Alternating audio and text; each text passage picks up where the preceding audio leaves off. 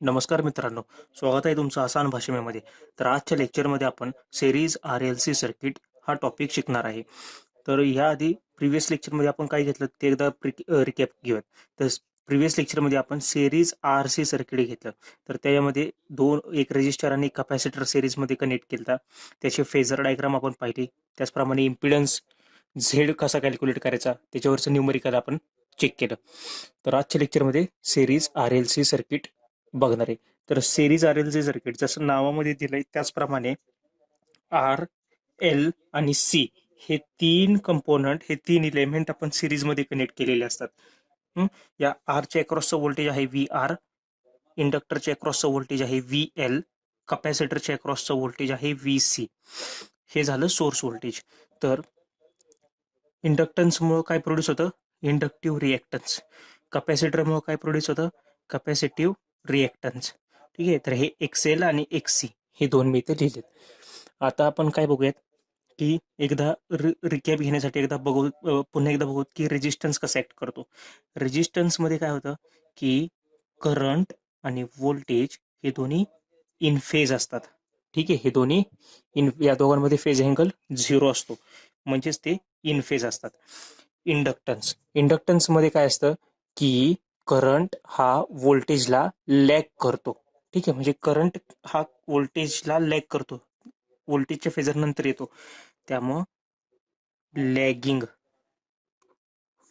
ठीक आहे, हे 90 डिग्रीने झालं. इंडक्टरच्या केसमध्ये आय करंट लॅग व्होल्टेज. ठीक आहे, कॅपॅसिटरच्या केसमध्ये काय होतंय, हा करंट बघा, हा करंट व्हीसी खाली आहे ना, त्याच्यानंतर हा आय आहे, म्हणजे करंट हा लीड करतोय व्हीसीला, व्हीसी लॅग करतोय आणि करंट हा लीड करतोय. नेहमी इन टर्म्स ऑफ करंट लक्षात ठेवा. इथं पण बघा, करंट इथं आहे, खाली आहे, व्ही एल वरती आहे, त्यामुळे करंट लॅग करतोय. इथं कसं आहे, व्हीसी खाली आहे आणि करंट वरती आहे, त्यामुळे व्हीसी लॅग करतोय. याचाच अर्थ करंट हा लीड करतोय. करंट हा बघा, हा लीड करतोय व्हीसीला, त्यामुळे इथं लीड. कॅपॅसिटर मध्ये काय होतं, लीड पॉवर फॅक्टर येतो सर्किटमध्ये.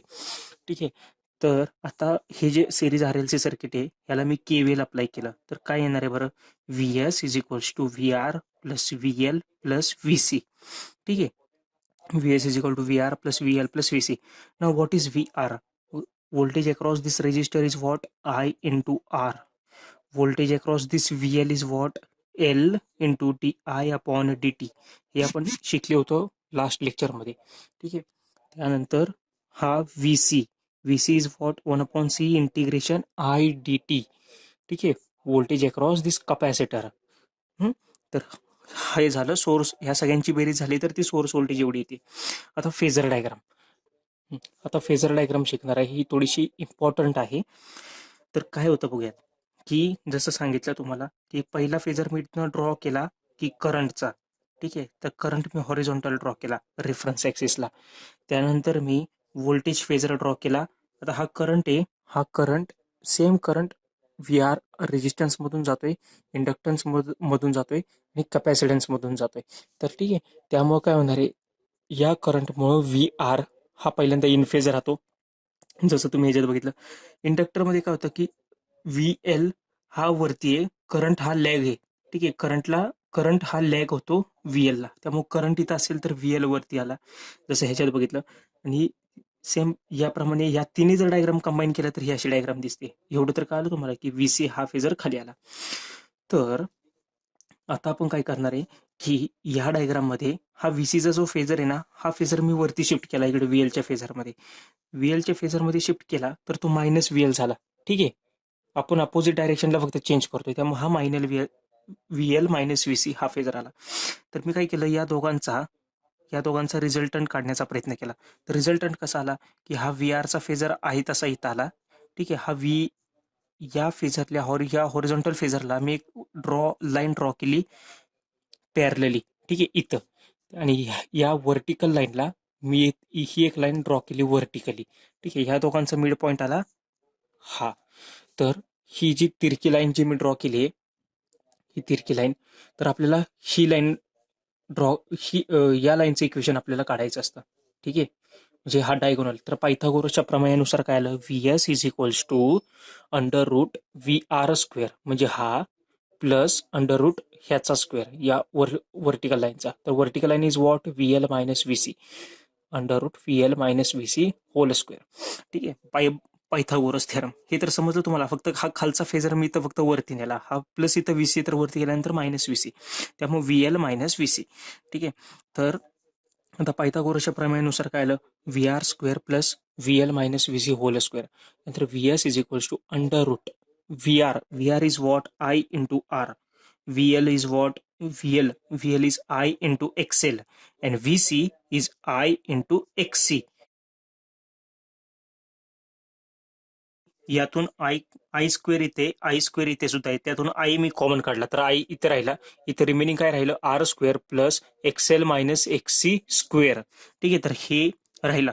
याचाच अर्थ काय की जसं आपण लास्ट लेक्चरमध्ये बघितलं तर VS ला आपण इन द फॉर्म मानतोय I इंटू R किंवा I into Z. Therefore VS is equals to I into Z. Then Z is what, Z is the whole term. ही पूर्ण टर्म म्हणजे झेड आहे. Z is under root R square plus XL minus XC whole square. ठीक आहे. म्हणजेच हा तुम्ही तर बघू शकता, मी ह्याला लिहिलंय Z is equals to R square plus XL minus XC whole square. म्हणजे या रिएक्टन्सचा काय होतोय, डिफरन्स होते. यांची ऍडिशन कधीच होत नाही. कॅपॅसिटिव्ह रिएक्टन्स हा इंडक्टिव्ह रिएक्टन्सला काउंटरॅक्ट करतो. ठीक आहे, कमी करण्याचं काम करतो. त्यामुळं टोटल रिएक्टन्समध्ये XT is what, total reactance काय आला, XL मायनस XC. ठीक आहे, XL मायनस XC. जर XL मोठा असेल तर, ठीक आहे, आणि जर XC मोठा असेल तर XC मायनस XL या दोघांचा नेहमी वजाबाकी केली जाते. XL मायनस XC हा रिएक्टन्स आला. आणि total impedance is what, total impedance is Z is equal to under root R square plus XL minus XC whole square. RL च्या केसमध्ये काय असतो, R square plus XL square. आणि XCच्या square RCच्या केसमध्ये काय असतो, R square plus XC square. But RLCच्या केसमध्ये काय होतं, दोघांचा डिफरन्स होतो. हे इम्पॉर्टंट आहे. जसं तुम्ही इथं बघू शकता, Z is given by under root R square plus XL minus XC whole square. ठीक आहे. आता आपण एक केस अज्युम करू की पहिल्यांदा हे बघू की जर XC मोठा आहे आणि XL हा लहान आहे. If XC is greater than XL म्हणजेच कॅपॅसिटिव्ह रिएक्टन्स हा जास्त आहे, इंडक्टिव्ह रिएक्टन्स कमी आहे. त्या केसमध्ये काय होतं, overall circuit is capacitive, right. कारण की इथं कॅपॅसिटिव्ह रिएक्टन्स जास्त आहे, त्यामुळे सर्किट हे कॅपॅसिटिव्ह म्हणून ऍक्ट करते. आणि जेव्हा सर्किट कॅपॅसिटिव्ह म्हणून ऍक्ट करते, ते काय करतं, सर्किटमध्ये लिडिंग फेज अँगल इंट्रोड्यूस करतं. हे इम्पॉर्टंट आहे. काय करतो ते, लिडिंग फेज अँगल इंट्रोड्यूस करतो. त्याचप्रमाणे ज्यावेळी leading phase angle means what, I lead V, current lead करतो व्होल्टेजला, आणि XL is greater than XC. ज्यावेळी इंडक्टिव्ह रिएक्टन्स ग्रेटर असतो कॅपॅसिटिव्ह रिएक्टन्स पेक्षा, त्यावेळी काय होतं, ओव्हरऑल सर्किट हे इंडक्टिव्ह होतं. कारण की इंडक्टिव्ह रिएक्टन्स जास्त आहे, सर्किट इंडक्टिव्ह झालं. त्यामुळे तो लॅगिंग पॉवर फॅक्टर किंवा लॅगिंग फेज अँगल इंट्रोड्यूस करण्याचं काम करतो. सर्किट लॅगिंग बनतं, म्हणजे करंट लॅग करतो व्होल्टेजला. ठीक आहे. तर हे या दोघांमधलं आपण बघितलं की कोण मोठा असेल किंवा कोण लहान असेल तर काय इफेक्ट होतो. पण जर हे दोन्ही जर इक्वल असतील तर काय होईल बरं, जर हे दोन्ही इक्वल असतील तर बघा तुम्ही, XL is equals to XC असेल तर हे डिफरन्स 0 झाला. त्यामुळे Z is equals to R झालं डायरेक्ट, बरोबर ना. तर Z is equals to R म्हणजेच काय होतं, ज्यावेळी XL is equals to XC, आता XLच्या फॉर्म्युलामध्ये काय येतो, XL is what, XL is equal to 2πfL. ठीक आहे, XL is what 2πfL and XC is what 1/2πfC. या दोघांच्या फॉर्म्युल्यामध्ये फ्रिक्वेन्सी कॉमन आहे. ठीक आहे, या दोघांच्या फॉर्म्युलामध्ये फ्रिक्वेन्सी कॉमन आहे. आणि ज्या फ्रिक्वेन्सीला XL आणि XC हे इक्वल येतात त्या फ्रिक्वेन्सीला म्हणतात रेझोनंट फ्रिक्वेन्सी. हा इम्पॉर्टंट पॉईंट आहे. ठीक आहे, रेझोनंट फ्रिक्वेन्सी म्हणजे काय, it is the frequency at which XL is equals to XC. XL is equals to XC ज्या फ्रिक्वेन्सीला येतात त्या फ्रिक्वेन्सीला म्हणतात रेझोनंट फ्रिक्वेन्सी. तर आता दुसरा एक पॉईंट की हा एक इम्पिडन्स झाला. हा इम्पिडन्स काय करतो, करंटला अपोज करायचं काम करतो. याचाच अर्थ काय की जेव्हा करंट मिनिमम असतो त्यावेळी तुझा इम्पिडन्स काय असणार आहे, आपला जास्त असणार आहे. कारण की आपला अपोजिशन जास्त आहे, त्याच्यामुळे करंट कमी येतोय. आणि ज्यावेळी हा अपोजिशन म्हणजे ज्यावेळी झेड आपला कमी जातो, म्हणजे ज्यावेळी आपलं अपोजिशन कमी, त्यावेळी करंट हा सर्किटमधून जास्त फ्लो होणार, त्यावेळी I मॅक्स. त्यामुळे झेड आणि करंट हे एकमेकाला इन्व्हर्सली प्रपोर्शनल राहतात. तर आपण जसं झेडला इथं बघितलं कसं लिहितो आपण R square plus XL minus X whole square. ठीक आहे, तर त्यालाच मी इक्वल टू कसं लिहिलं, हा आर स्क्वेअर हा ॲज इट इज मी इथं लिहिला. ठीक आहे, एक्सेल इज व्हॉट हा फॉर्म्युला, एक्सेलचा फॉर्म्युला काय 2πfl. तर XL plus 2πfl minus X is what 1/2πfc whole square. ठीक आहे, आणि त्याला हे अंडर रूट टाकलं म्हणजे फक्त एक्सेल आणि एक्सची व्हॅल्यू मी इथं पुट केली. हा झेडचा फॉर्म्युला आपल्याला काय करतात एक्झाममध्ये देतात, हे एल देतात, सी देतात आणि यावरनं झेड काढायला वगैरे विचारतात. या टाईपमध्ये आपल्याला प्रश्न दिले जातात. ठीक आहे, तर आता कॉस फाय म्हणजे काय, पॉवर फॅक्टर. पॉवर फॅक्टर आपला कसा मी आता लास्टच्या 2 व्हिडिओ लेक्चरमध्ये आपण बघितलं की आर एल आणि आर सी सर्किटला आपण पॉवर फॅक्टर काय आलता आपला आर अपॉन झेड. तर हा फॉर्म्युला झाला आता R upon Z. Cos phi is equals to R upon Z. तर झेडची व्हॅल्यू काय घेणार तुम्ही, ही किंवा ही. झेडची व्हॅल्यू इथं घ्यायची. किंवा tan phi is what X upon R. ठीक आहे, tan phi is equals to X upon R. तर एक्स इज व्हॉट, एक्स इथं हा एक्स आला टोटल. ठीक आहे, हा एक्स मी इथे लिहिलाय एक्स अपॉन आर. तर एक्सची व्हॅल्यू काय असते, XL minus XC. XL minus XC divided by this R, divided by this R. और X is 2πfl minus 1/2πfc divided by this R. ठीक आहे, तर हे बेसिक फॉर्म्युले आहेत एकदम. म्हणजे जे आर एल सर्किटमध्ये होते, जे आर सी सर्किटमध्ये होते, त्या दोघांचा कंबाईन इफेक्ट हा आर एल सी सर्किटमध्ये घेतला जातो. तर हे खूप बेसिक आहेत, हे आहे तेच फॉर्म्युले रिपीट झालेत सगळे, फक्त हे एक्सेल आणि एक्सीचा फक्त प्रॉब्लेम येतोय. म्हणजे ते कसं घ्यायचं ते तुम्हाला समजलं असेल आता. ठीक आहे, आता हा आर एल सी सर्किट आपण बघूयात. तर आर एल सी सर्किटवरचे एक एक्झाम्पल. तर आर एल सी सर्किटचे एक्झाम्पल काय की a series R L C circuit has R is equals to 12 ohm, resistance 12 ओहमचा आहे, इंडक्टर म्हणजे एल 0.15 हेनरीचा आहे, कॅपॅसिटर 10 मायक्रोफॅरेडचा आहे, सॉरी 100 मायक्रोफॅरेडचा आहे, connected across 100 volt 50 hertz. Calculate circuit impedance, current आणि पॉवर फॅक्टर काढायचं आपल्याला. तर मी काय केलं, पहिल्यांदा डायग्राम बनवली. पहिल्यांदा series R L C circuit म्हणून मी आर एल सी सगळं सिरीज काढलं. आरची व्हॅल्यू आहे 12 ओहम, एलची व्हॅल्यू 0.15 हेनरीमध्ये व्हॅल्यू आहेत बरं का. कॅपॅसिटरची व्हॅल्यू 100 मायक्रोफॅरेडमध्ये व्हॅल्यू. तर पहिली स्टेप काय राहणार आहे, आपल्याला इम्पिडन्स काढायचं. तर मी इम्पिडन्सचा फॉर्म्युला लिहिला. इम्पिडन्सचा फॉर्म्युला काय, Z is equals to under root R square plus XL minus XC square. ठीक आहे, तर झेडचा मी फॉर्म्युला लिहिला. तर आर आहे का आपल्याकडे, तर आहे. एक्सएल आहे का, तर नाही, आपल्याकडे एल आहे फक्त, एक्सएल नाहीये. आपल्याकडे पण इथं सी आहे फॅरेडमध्ये, पण एक्ससी नाहीये. तर एक्ससी आणि एक्सेल काढायला लागेल. तर एक्सेलचा फॉर्म्युला काय, 2πfl. तर 2π फ्रिक्वेन्सी गिवन आहे 50 hertz into L, L is what 0.15. तर एक्सेल काढला मी 47.13 ओहम आला. तर आता एक्झाममध्ये जर तुम्हाला लेंथी जर नाही विचारलं तर डायरेक्ट एक गिवन राहतं, तुम्हाला एक्सेल गिवन राहील एक्झाममध्ये आणि हा एक्सची व्हॅल्यू सुद्धा गिवन राहील. ती जर नसेल दिली तर असं फाइंड आउट करायचं. ठीक आहे, मुद्दाम ही लेंथी क्वेश्चन मी घेतला की जेणेकरून मॅक्सिमम कॉन्सेप्ट क्लिअर व्हाव्या. एक्सीचा फॉर्म्युला काय आता, एक्सी इज 1/2πfc. तर 1/2π, एफ ची व्हॅल्यू काय 50 हर्ट्स, सी ची व्हॅल्यू काय 100 मायक्रो फॅरेड म्हणजे 10⁻⁶. हे सॉल्व्ह केलं की 31.83 ओहम्स. हा एक्सेल आणि हा एक्सी. आता तुम्ही बघू शकता एल जास्त आहे, सी कमी, म्हणजे सर्किट हा इंडक्टिव्ह सर्किट आहे. ठीक आहे, इंडक्टिव्ह म्हणून ऍक्ट करते ते. लक्षात आलं. आता आपण झेड काढूयात. तर झेड कसा राहणार, Z is equals to under root R square, आरची व्हॅल्यू 12 ओहम, 12चा वर्ग अधिक एक्सेल म्हणजे 47.13चा वजा 31.83 चा वर्ग. ठीक आहे, तर हे जर काढलं तर 234 प्लस 144 म्हणजे ह्याचा अंडररूट केलं तर 19.4 ओहम हे आपल्याला आन्सर मिळते. हे आला आपला इम्पिडन्स, म्हणजे आपला सर्किटमधला झेड आला आपला. ठीक आहे, तर झेड आपण काढला 19.4. तर आता आपल्याला करंट काढायचा आहे. तर ही डायग्राम मी परत एकदा काढली.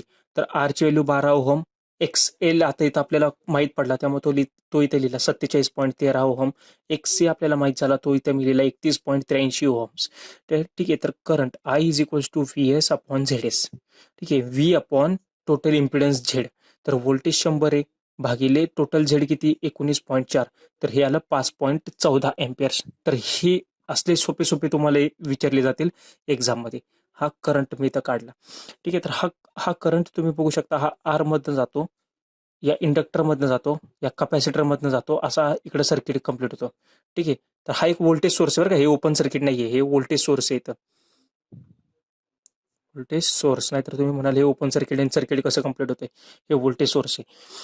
हा व्ही आर, आता आपल्याला या आरच्या अक्रॉसचं व्होल्टेज काढायचं तर V R is what I into R. तर करंट हा इथं दिलेला आहे आणि हा रेजिस्टन्स किती आहे 12 ओहमचा इथं दिला. व्ही सी, या व्ही सीच्या अक्रॉसचं व्होल्टेज काय आय, हा करंट जातोय तो आणि त्याच्या अक्रॉसचं कॅपॅसिटिव्ह रिॲक्टन्स एक्स सी तो आला 31.83. Similarly V L is equal to I into XL, तर आय इंटू एक्सेल इज 47.13. तर ह्या सगळ्यांच्या व्हॅल्यूज मी फाइंड आउट केल्या, कॅल्क्युलेट केल्या. हे इम्पॉर्टंट आहे, या टाईपचे क्वेश्चन्स तुम्हाला येऊ शकतात. ठीक आहे, V R, V C, V L. आता जसं मी तुम्हाला सांगितलं की बघा आता तुम्ही हे V R plus V L plus V C या सगळ्यांची ऍडिशन केली तर ती 100 येते का बरं? नाही येत. त्यामुळे म्हणले की ह्याच्यात केव्हीएल वगैरे अप्लाय करायच्या भानगडीत पडायचं नाही, ते केलं की चुकलं. म्हणजे 100ची बेरीज हे V R plus V L plus V C येते का? तर नाही. हे पायथागोरसच्या थेरमने आपण काढलेले, ठीक आहे. किंवा व्हीचा अजून एक फॉर्म्युला आपण इथं बघू शकतो. तुम्ही असं जरी लिहिलं तरी आन्सर येईल. V R square plus V L minus V C square. हे कॅल्क्युलेट करून बघा, तुम्हाला 100 व्होल्ट मिळेल आन्सर. ठीक आहे. आता cos phi power factor is what R upon Z. तर आरची व्हॅल्यू किती आपली 12, झेडची व्हॅल्यू काय 19.4. 12 अपॉन 19.4 म्हणजे किती आलं 0.619 हे आलं. ठीक आहे. तर तर हे आपण झेड काढल्यानंतर आता सिमिलरली हाफ टेन फाय सुद्धा काढू शकतो. आता ह्याच्यातनं ह्याला कॉस इनवर्स 0.619 केले की आपल्याला 5 मिळू शकतो आणि 5 इंटू 10 केले की 10 केले की आला आपला 10 फाय. पण तरी सुद्धा 10 फाय आपण कसं काढतो एक्स अपॉन आर. ठीक आहे. 10 फायचा फॉर्म्युला आपण काय नेहमी लक्षात ठेवलाय एक्स अपॉन आर. तर हा एक्स सी असू शकतो किंवा एक्स एल असू शकतो किंवा एक्सेल मायनस एक्स सी किंवा एक्सी मायनस एक्सेल असू शकतो. ठीक आहे. त्यामुळं Excel upon Excel minus XC divided bye R. मग ते किती आलं दोघांची वजाबाकी केली तर 15.30 डिवायडेड बाय 12 म्हणजे 1.275 हे आलं 10 फायचं आन्सर. ठीक आहे. तर हे आपल्याला एवढे सगळे पॅरामीटर्स विचारलेले. तर आपण काही शिकलो एकदा प्रिकॅप घेऊयात की आर एल सी मध्ये सर्किट इंडक्टिव्ह और कॅपॅसिटिव्ह हे कशावरनं डिफाईन करतो आपण एक्सेलवरनं. जर एक्सेल जास्त तर इंडक्टिव्ह, एक्सी जास्त तर कॅपॅसिटिव्ह. एक्सेलचा फॉर्म्युला बघितला, एक्सीचा फॉर्म्युला बघितला.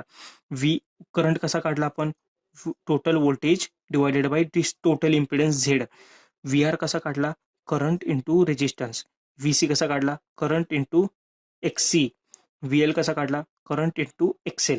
ठीक आहे. Power factor R upon Z. हे या टाईपचे बेसिक क्वेश्चन्स तुम्हाला विचारले जाऊ शकतात. होप्सो तुम्हाला हे क्वेश्चन कळालं असेल, त्यातले सगळे थिअरी वगैरे व्यवस्थित समजले असेल.